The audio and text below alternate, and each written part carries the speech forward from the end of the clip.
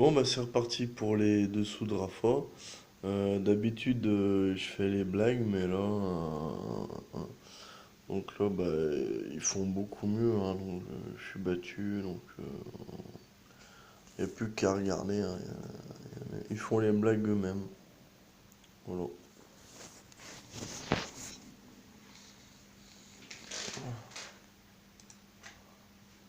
Non.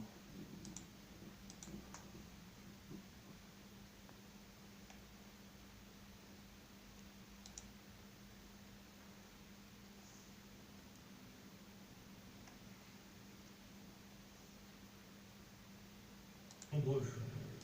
Aux côtés du chef du gouvernement Giuseppe Conte, réduit au silence, le ministre de l'Intérieur a défendu son texte.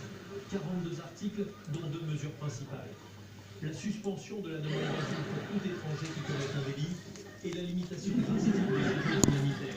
En clair, les personnes en attente d'études de dossier devront rester là. Selon le ministre de l'Intérieur, sa fermeté optimale. Le 1er juin, au 21 septembre 2017, 43 000 migrants avaient été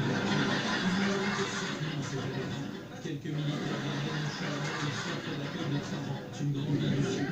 Les bâtiments sont vides, il n'y a plus de réfugiés ici depuis des mois. On estime à 1400 le nombre d'étrangers en état de partout. Beaucoup se cachent, quelques-uns essaient malgré tout de s'intégrer. Dans cette association, des cours de langue rassemblent ceux qui espèrent rester de manière légale en Italie. Parmi eux, un homme qui s'est enfui de Pissora en 2013. Le gouvernement du proche des islamistes, il refuse l'idée de retour.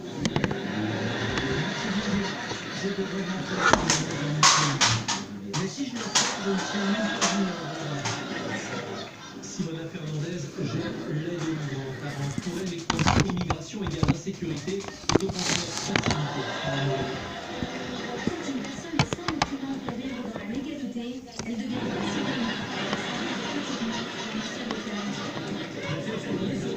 jeudi en Tunisie, les autorités de lutter plus efficacement contre le trafic en Méditerranée, quitte à offrir aux Tunisiens des bateaux pour les migrants, ainsi que l'Italie le fait déjà en Libye. 7h49 dans un peu plus de 10 minutes, un nouveau JT sur France Info, aussi l'essentiel de l'actualité de ce mercredi. Avec à la tribune de l'ONU, le président Macron qui dénonce la journée plus forte de l'opposition sur l'universalisme. Un violent par discours interposé avec le président Macron qui lui a dénoncé les méfaits de mondialisation et défendu ses mesures de protection de l'économie américaine. Manuel Valls qui se lance dans un défi difficile, conquérir la mairie de Barcelone, il l'a confirmé hier soir, et c'est inédit en Europe. Une candidature à une élection dans une grande métropole après une carrière politique de premier plan dans un autre pays.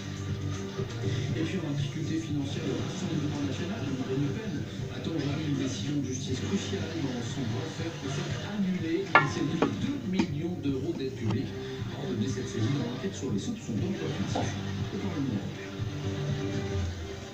7h50 et on va parler maintenant de nos amis britanniques parce que les temps sont à la recherche d'un accord, vous savez, avec l'Europe pour accompagner le Brexit, la sortie de la Grande-Bretagne de l'Union. L'Europe très très ferme dans les négociations, alors que la classe politique britannique est en train de se déchirer. Sur cette question, on en parle ce matin avec notre invitée Sylvie Mattelli. Bonjour. Bonjour. La directrice adjointe de l'IRIS, l'Institut de Relations Internationales et Stratégiques. Merci d'être avec nous ce matin. Comment est-ce que vous avez été surprise, parce que je parle de la fermeté des Européens, de la fin de l'Union de l'Union, au sommet de Strasbourg, à Theresa May, des Européens ferment les manifs face à l'autre. Manifestement, ce n'était pas le scénario qu'avait prédit Theresa May. Alors Theresa May a l'impression, avec le document dit Shaker qu'elle a proposé le mois de début juillet, elle avait l'impression d'avoir fait un pas en direction des Européens. Et effectivement, elle avait fait un certain nombre de propositions, en particulier autour du marché unique et des relations économiques. Simplement, elle a oublié un détail qui lui a été rappelé dès le mois de juin 2016, quand il y a eu le référendum, c'est que pour les Européens, la libre circulation, c'est la libre circulation des biens, des marchandises, mais aussi des personnes. Et ça, c'est quelque chose qui est non négociable pour les Britanniques et non négociable pour les Européens.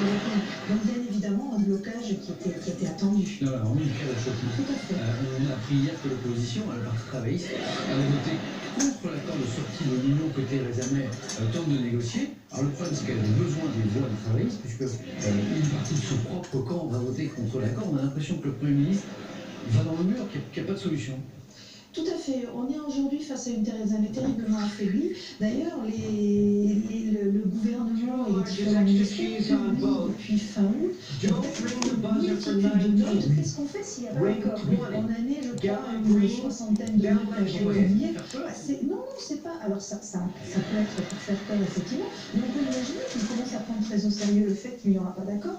Pas tant parce qu'on ne va pas parvenir à un accord entre les Britanniques et les Européens.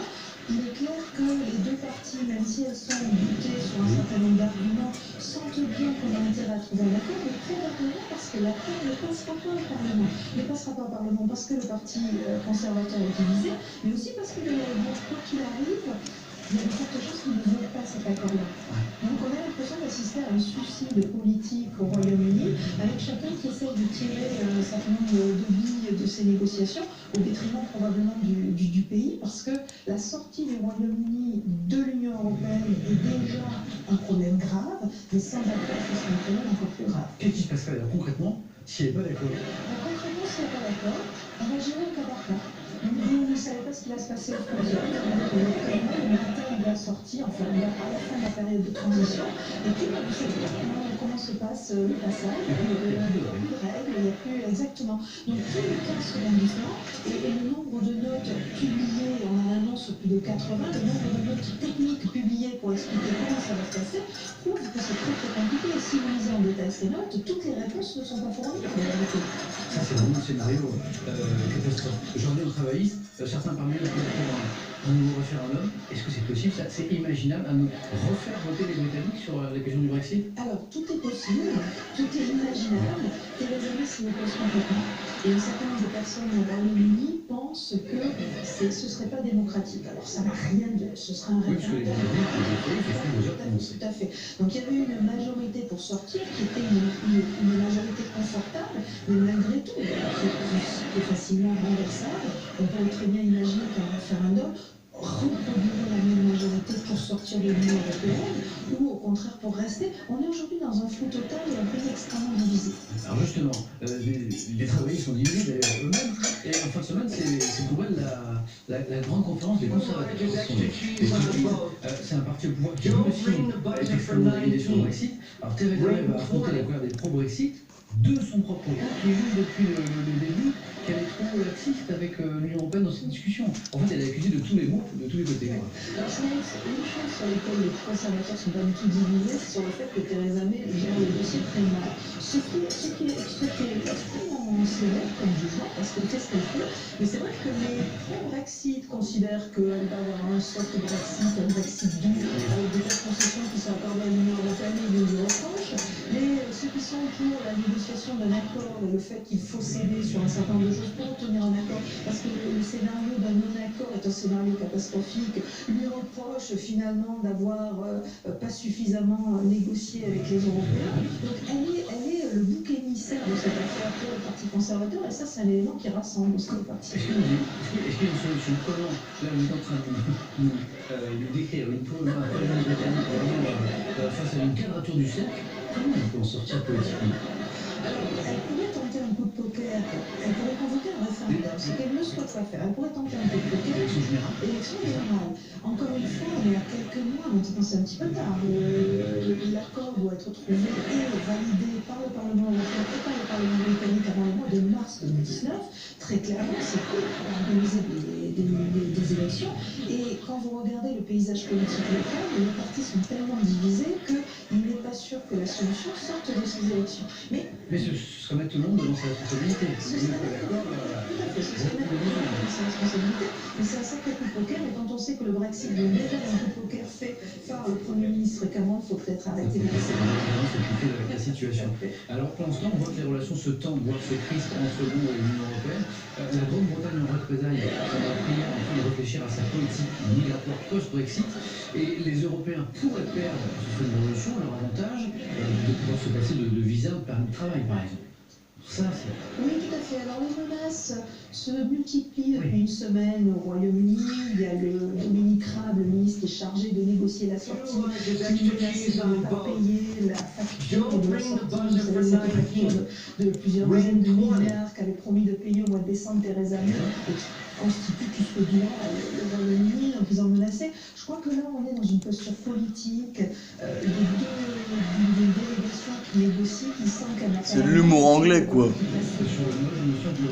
On comprend pas. Mais que ce soit Donald Trump qui est pro-Brexit, que ce soit Theresa May qui était plutôt pour rester, mais ils ont bien compris qu'il faut trouver un accord. Donc de ce point de vue-là, il est fort probable qu'un accord soit trouvé dans les semaines qui viennent. Simplement, la question qui va se poser après, c'est est-ce qu'ils sont acceptés au Parlement? Et là, pour le coup, c'est plus... Ce sera très compliqué. Une dernière chose, et si le Brexit, au final, s'avérait une opération perdant-perdant pour les deux parties, pour la Grande-Bretagne et pour l'Union européenne? Quelle est votre réponse? Alors, ce sont les points ensemble sur l'unité. Si on regarde objectivement la situation, il est clair qu'on a plus à perdre à mal négocier ou on a plus à perdre de cette sortie que si les choses avaient resté en l'état. Simplement, l'effet ces derniers temps, ces derniers mois, ces dernières années, l'effet semble trompeur. Aujourd'hui, les conséquences économiques du Brexit pour le Royaume-Uni restent assez limitées. Et ça n'est pas si le Royaume-Uni est encore dans l'Union européenne. Mais on avait prédit une catastrophe au lendemain du référendum. Produit. D'ailleurs, les analystes sont assez étonnés. Et de la même manière, dans un autre contexte, une autre situation, regardez la politique menée par le président Trump, dont on avait annoncé qu'elle serait une catastrophe. Et c'est le pays le plus en forme économiquement parlant. Donc il est difficile d'anticiper les conséquences de situations aussi compliquées et aussi inédites en réalité. On aura l'occasion peut-être de reparler ensemble. Merci Sylvie Nathalie. Le feuilleton du Brexit se poursuit. Donc, on va rappeler qu'à ce jour, l'épilogue est toujours fixé au... Même elle se marre. Elle faisait la gueule au début. Et maintenant, il se marre maintenant. Regarde, même lui, il est content. Ah, il refait la gueule. On sait pas.